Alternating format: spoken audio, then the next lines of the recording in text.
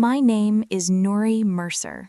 I'm 28 years old, a first lieutenant in the United States Army. Discipline shaped my life, but I didn't learn it from the military.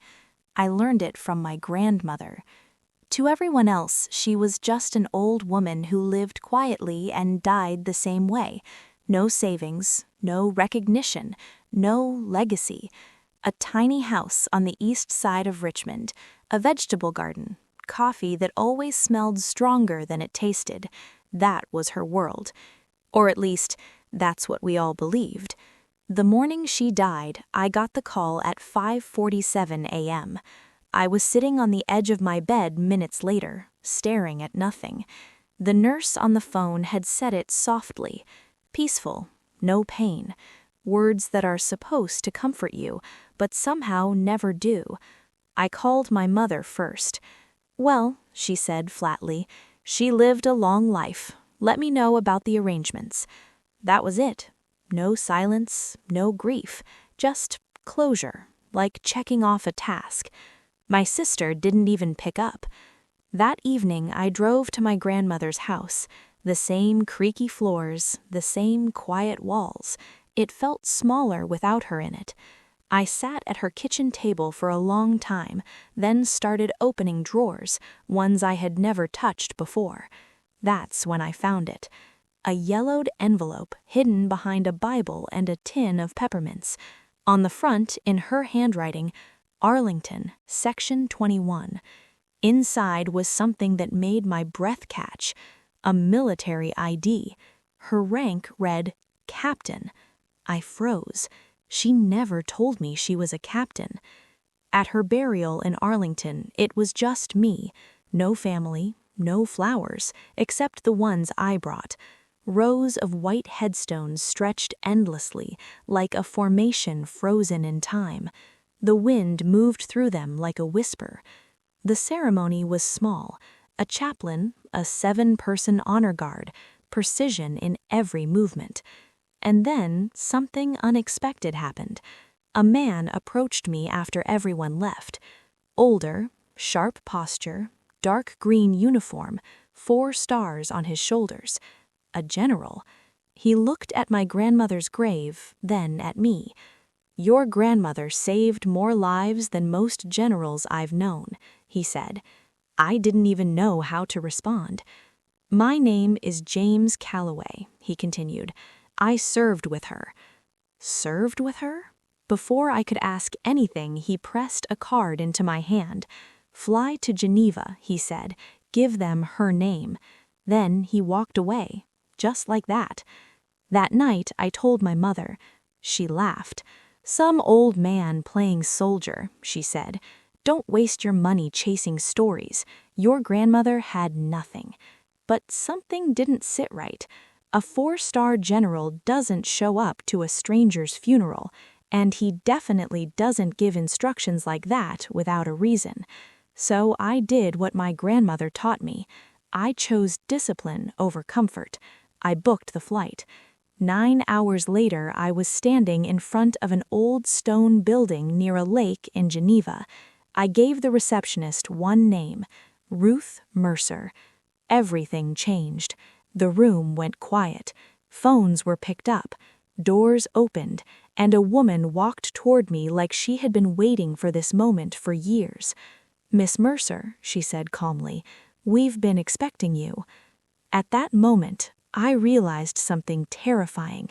My grandmother hadn't just been hiding a secret. She had built an entire life I knew nothing about. But I had no idea that the truth waiting inside that building would reveal a $12 million secret and start a war with my own family. I followed the woman down a quiet hallway, my footsteps echoing against polished floors. The walls were lined with framed photographs, men and women in uniforms, some smiling, some not. I didn't have time to study them, but something about their presence made my chest tighten. This place mattered, and somehow my grandmother was connected to all of it. The woman introduced herself as Margaret Linden. Her voice was calm, precise, the kind of voice that didn't waste words. She led me into a conference room overlooking the lake. Everything about it felt expensive, deliberate. A long walnut table, clean glass windows, silence that felt heavier than noise. She placed a leather binder in front of me. "Your grandmother established a charitable trust 22 years ago," she said. I blinked. "A what?" "A legally binding, irrevocable charitable trust," she repeated, "funded by royalties from a medical patent she co-developed." My mind struggled to catch up. "My grandmother developed a patent?" Margaret nodded. "A surgical technique for treating blast-related hemorrhaging. It was adopted by the U.S. military in the late 1980s. I felt like the ground beneath me had shifted. The woman who clipped coupons, who reused tea bags, who lived in a house worth less than my sister's ring, was part of something that changed battlefield medicine? "The royalties accumulated over decades." Margaret turned the binder toward me. "The current value of the trust is—" She paused, just long enough for it to land. $12.4 million. I didn't speak. I couldn't. The number didn't feel real. It didn't belong in the same sentence as my grandmother's name. But Margaret wasn't finished. "This trust has one purpose: to support veterans in need, medical care, housing, rehabilitation, emergency support." She flipped the page. Names, dates, numbers, photos. "So far," she added quietly, "it has helped 247 individuals." I leaned forward, my hands gripping the table. 247 lives? Saved, quietly, without recognition, without even telling her own family. "Why didn't she ever tell us?" I asked. Margaret studied me for a moment. "Because every dollar she kept for herself was a dollar she believed someone else needed." That sounded exactly like her, and suddenly everything about her life made sense. The small house, the simple clothes, the discipline. It wasn't poverty, it was a choice. "There's something else," Margaret said, her tone shifting slightly. My stomach tightened. "You were named as the successor trustee." I looked up. "What does that mean?" "It means," she said, "you are now responsible for overseeing the entire trust." My heart skipped. "Me?" "You and only you," she confirmed. "Your grandmother was very clear. No other family member is to have authority or access." That didn't feel like an accident. That felt intentional. Margaret reached into the binder and pulled out a sealed envelope. My name was written across the front. In my grandmother's handwriting. "She left this for you, to be opened when the time came." I took it slowly. It felt heavier than paper should. I didn't open it there. I waited until I was alone that night in my hotel room, staring over the lake. Then I broke the seal. Inside was a single handwritten letter. "Nuri, if you're reading this, I'm gone, and you've already found the truth." My throat tightened. "I'm sorry I kept this from you. I kept it from everyone. Not because I didn't trust you, but because I trusted you enough to carry it when the time came." Tears blurred the ink. "Every dollar I didn't spend was a dollar someone else needed more. I saw young soldiers lose everything: limbs, futures, hope. I couldn't fix the world, but I could build something that helped." I stopped reading for a second, tried to breathe, failed, then continued. "Your mother and sister will want this money." My chest tightened. "They will tell you I was wrong, that family comes first." A pause, then the line that hit the hardest. "Don't believe them. I chose you because you understand something they don't. Discipline is kindness. Kindness to your future self and to people who may never be able to repay you." Tears fell freely now. "Don't let anyone turn this into something selfish. Protect it. Do the work. I love you. Grandma." I read the letter 3 times. Then I sat there in silence, because now I understood everything. She hadn't just trusted me, she had prepared me. The next morning, I called Margaret. "I'm honoring every word," I said. "I expected nothing less," she replied. But before I could even process what that meant, my phone buzzed. A message from my sister. "Mom says you went to Europe. Are you insane? We need to talk about Grandma's house." I stared at the screen, and in that moment, I realized something else. My grandmother didn't just leave me a responsibility, she left me a battle. Because the moment my family found out about the $12 million, they didn't ask about the veterans. They only asked one thing: how much of it is ours? I landed back home on a Thursday evening. I hadn't even made it upstairs before I saw her. My mother was sitting in the lobby of my apartment building, arms crossed, posture rigid, like she'd been waiting for hours. She stood the moment I walked in. "Geneva?" she said, her tone sharp. "You want to explain why you flew across the world without telling me?" I should have asked how she knew, but I already had a bad feeling. We went upstairs in silence. The second we sat down at the kitchen table, she leaned forward. "How much?" No, "how are you?" No, "what did you find?" Just one question. How much? I took a breath. "There's a trust," I said carefully. "Grandma set it up years ago. It's for veterans, medical support, housing, emergencies." "How much, Nuri?" she cut in again. I looked her in the eyes. $12.4 million. Something changed in her expression. Not shock, not grief. Focus. Like a switch flipping. "That money belongs to this family," she said immediately. I shook my head. "It's not an inheritance. It's a charitable trust. It's legally—" "She was my mother," she snapped. "And you're telling me she had $12 million while we lived like that?" Her voice cracked, not with sadness, but anger. "I grew up embarrassed, Nuri. Do you know what that's like? Wearing the same clothes, making excuses for why your house looks like that. And all this time, she could have fixed it?" I stayed calm. "She didn't keep it for herself.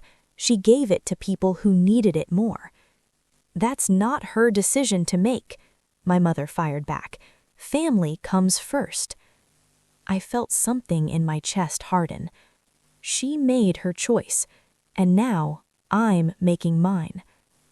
The room went cold. She stood up slowly. "I'll hire a lawyer," she said. Her voice dropped, controlled, dangerous.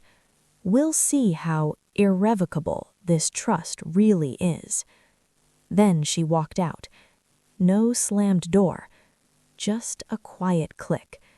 Somehow worse. The next morning, my sister finally called. Her tone was completely different. Soft, sweet, almost fake. "Geneva," she said, "I'm so happy for you.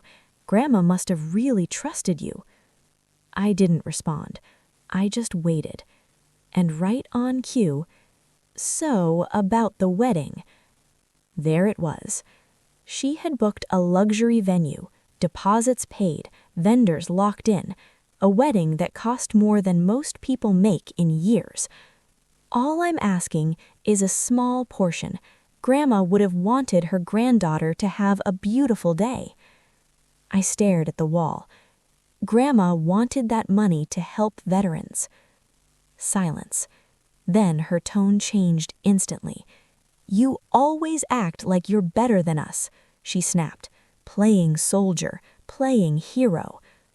"I deployed to a combat zone," I said, my voice low. "And now you're sitting on $12 million that should be ours," she shot back. I ended the call. Within 48 hours, it started. The campaign.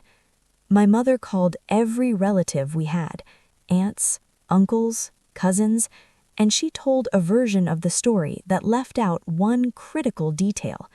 the truth. According to her, I was hoarding my grandmother's fortune, refusing to help my own family, choosing strangers over blood. Messages started flooding in. Nuri, your mom is hurting. Family is everything. Money isn't worth losing people over. Not one message asked about the veterans. Not one. That night, I called the only person who might understand, General Calloway. I told him everything, the calls, the pressure, the threats. He listened without interrupting. I've seen families fall apart over less, he said calmly. That didn't surprise me. But listen carefully, he added. Document everything, and don't be alone when they confront you. That part stuck. When they confront me? I asked. There was a pause. Then, they will. He was right. 2 weeks later, my mother invited me to what she called a family dinner. It wasn't dinner. It was a tribunal. Everyone was there. My mother, my sister, her fiancé, my aunt, my uncle, even people who hadn't spoken to my grandmother in years. My mother had notes, actual notes. She wasn't mentally stable, she began, reading off index cards. She couldn't have made this decision. I let her finish. Then I spoke. She created the trust 22 years ago. Doctors confirmed she was fully competent. It's been audited annually. It's legally solid. My mother's hands trembled slightly. You're 28 years old. You think you can handle $12 million? I'm not managing the money. I'm protecting its purpose. The purpose should be this family, she snapped. The purpose is 247 veterans who had no one else. Silence. Heavy. Uncomfortable. Then I heard something from across the table. A whisper. My sister's fiancé. Don't worry. My firm has lawyers. We'll find a way. I heard every word. I stood up. I love this family, but I won't apologize for honoring her wishes. No one stopped me as I walked out. That night, I realized something. This wasn't just a disagreement anymore. It wasn't even about money. It was a war, and I was standing on one side, completely alone. But what I didn't know yet was that my family wasn't done, because their next move wouldn't be private. It would be public, and they were about to turn my life into a story the entire city would see. The first attack didn't come in a courtroom. It came online. A simple post, carefully worded, emotionally loaded, designed to look innocent. But it wasn't. My mother posted it on Facebook late Tuesday night. She didn't use my name. She didn't have to. When a mother loses her own mother and then discovers the inheritance meant for the family is being withheld by someone who refuses to share, you realize family means nothing to some people. Pray for me. Within hours, likes, comments, shares, sympathy poured in. Aunt Vicky shared it. Ruth wasn't in her right mind toward the end, she added. That was a lie. But it didn't matter, because it was the kind of lie people wanted to believe. My phone lit up nonstop. Relatives, old family friends, even people I barely knew. Nuri, your mom is devastated. Just give them something. It's not worth losing your family. No one asked for the truth. They already believed a version of it. Then it got worse. A reporter emailed me. She was working on a story, a local military officer controlling a secret $12 million fund while her family struggles. I didn't need proof to know who started that. My sister's fiancé. That night, I didn't respond. I didn't defend myself. Instead, I drove. 3 hours. To a place my grandmother had written about. A small woodworking shop at the end of a gravel road. The sign read, Brennan Custom Carpentry. When I stepped inside, the smell of fresh cut wood hit me instantly. And then I saw him, Tom Brennan. He shook my hand like he already knew who I was. "So you're Ruth's granddaughter," he said with a small smile. I nodded. We sat down in his office, and for the next hour, he told me everything. He lost both legs in combat. The VA covered the basics, but when he needed advanced prosthetics, the kind that let him stand, work, live again, the funding wasn't there. Then my grandmother stepped in. "She paid $47,000, he said simply. I swallowed. He tapped his leg lightly. "These," he added, "that's her." He didn't stop there. "She came every year," he said, "brought apple pie, sat right here, never told anyone who she was, never asked for anything back." I felt my throat tighten.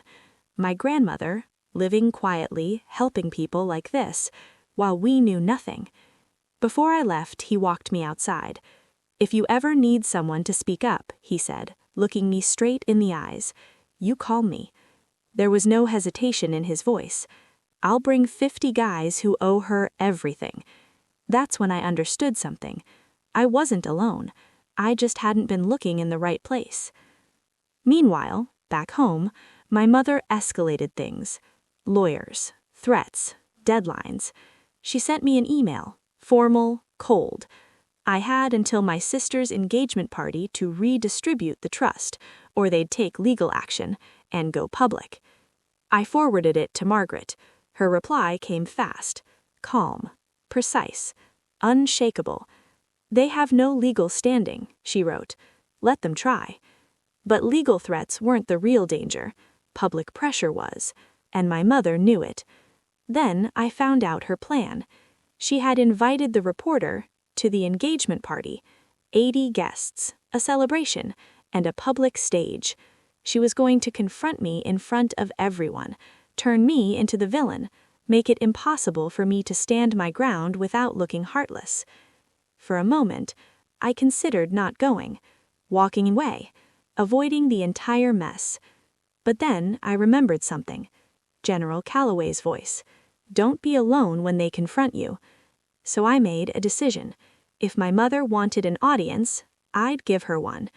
I picked up my phone, called the general, explained everything. There was a pause on the line. Then, "I'll be there," he said. He didn't come alone. Tom Brennan came too, and 4 other veterans, men whose lives existed because of my grandmother. They would sit in that room, listen to every accusation, and when the time came, they would tell the truth. 3 days before the party, my sister met me for coffee. She cried, begged, tried everything. "Just a small amount," she whispered. "You can fix everything." I looked at her. "When was the last time you visited Grandma?" She didn't answer, because we both knew. "She was dying," I said quietly. "You didn't go." Her tears stopped instantly, and for a second, I saw the truth behind everything. Not love, not grief, just money. That night, I went back to my grandmother's house, sat at her kitchen table, opened her notebook. Page after page of names, each one a life she had changed. 247 people, 247 reasons I couldn't back down. The next morning, I put on my uniform, pressed, perfect, not as a statement, but as a reminder of who I was and what I stood for. That evening, I drove to the engagement party, Whitefield Country Club, lights, music, champagne, and a room full of people who thought they already knew the story. They didn't, because in less than an hour, my mother would take the microphone and try to destroy me in front of everyone. But she had no idea who I brought with me. Whitfield Country Club looked exactly like the kind of place my grandmother would never step foot in. White columns, perfect lawns, soft golden lights spilling from tall windows. Inside, everything was polished. Crystal glasses, white flowers, people dressed like nothing in their lives had ever been uncertain. I walked in wearing my Class A uniform. Not to make a statement, but the moment I stepped inside, I felt it. Eyes turning, whispers starting. My mother noticed me almost immediately. Her smile stretched across her face, but it didn't reach her eyes. "Oh, you came," she said as she approached. "I wasn't sure you'd have the courage." "I was invited," I replied calmly. She leaned in slightly. "Let's see how you handle this." Then she walked away. I took a seat near the back, quiet, observing, waiting. 7 minutes later, a staff member approached me. "Ma'am," she said softly, "there are some military gentlemen asking for you." I stood, walked toward the side entrance, and there they were. General Calloway, Tom Brennan, 4 other veterans, all standing tall, all dressed sharp, all here because of her. "Evening, Lieutenant," Calloway said. "Evening, sir. You ready?" I nodded. They followed me inside. The moment they entered the room, everything shifted. A 4-star general doesn't walk into a party unnoticed. Conversations slowed, heads turned. Even the reporter, Charlotte Hayes, looked up from her notebook. Something was happening. They just didn't know what yet. The speeches started around 7:15. First Chad's father, then Chad. Smiles, laughter, applause, everything normal, until my mother stood up. She walked to the microphone like she had rehearsed this moment 100 times. Her voice started soft, controlled. "I want to thank everyone for being here tonight," she said. "Family is everything." A few nods, smiles. Then the shift. "But I also need to address something." The room quieted. I stayed still. "As many of you know," she continued, "our family recently lost my mother." A pause. "And after her passing, we discovered she left behind a significant amount of money." People leaned in, curious, interested, exactly what she wanted. "Unfortunately," she said, her voice tightening, "my younger daughter has decided to keep it all." And just like that, every eye in the room turned to me. $12 million, she added. Gasps, whispers. "I ask you," she said, turning fully toward me now, "is that what family means?" The room filled with murmurs, judgment, confusion. Exactly the reaction she had planned. I stood up, slowly, calmly, walked to the front, took the microphone. "My grandmother," I began, my voice steady, "was a captain in the United States Army Nurse Corps." The room quieted instantly. That wasn't what they expected. "She served in Vietnam, worked in field hospitals, treated wounded soldiers under fire." No one moved. No one spoke. "After the war," I said, "she helped develop a surgical technique that saved lives. The royalties from that work built a fund." I glanced at my mother. She was gripping the table, hard. "That fund," I said clearly, "is not an inheritance. It's an irrevocable charitable trust. It exists for one purpose." I paused. Let it land. "To help veterans who have nowhere else to turn." Silence. Deep. Heavy. "In 22 years," I continued, "it has helped 247 people." I let that number sit in the air. Then I turned slightly. "I'd like you to hear from some of them. General Calloway?" He stood. And the room understood instantly. This wasn't a story anymore. This was truth. I served 38 years in the Army, and the bravest person I ever knew was Ruth Mercer. He told them everything: the battlefield, the injuries, the way she worked through pain without stopping, the way she refused recognition. Then he stepped aside, and Tom Brennan stood up. "My name is Tom Brennan," he said. He tapped his legs. "These," he added, "she paid for them." The room froze. One by one, the others stood up. Stories, real ones. Lost limbs, lost homes, lost hope. All rebuilt because of her. And then someone started clapping. Slow at first, then louder, then the entire room. Not polite applause, real applause, the kind you feel in your chest. I looked at my mother. She was frozen. My sister? Pale. Her fiancé? Gone. The reporter lowered her notebook. because the story she came for wasn't the real one. The room had changed, completely. But my mother wasn't done. She grabbed the microphone again. "This is my mother's money," she snapped. "Mine."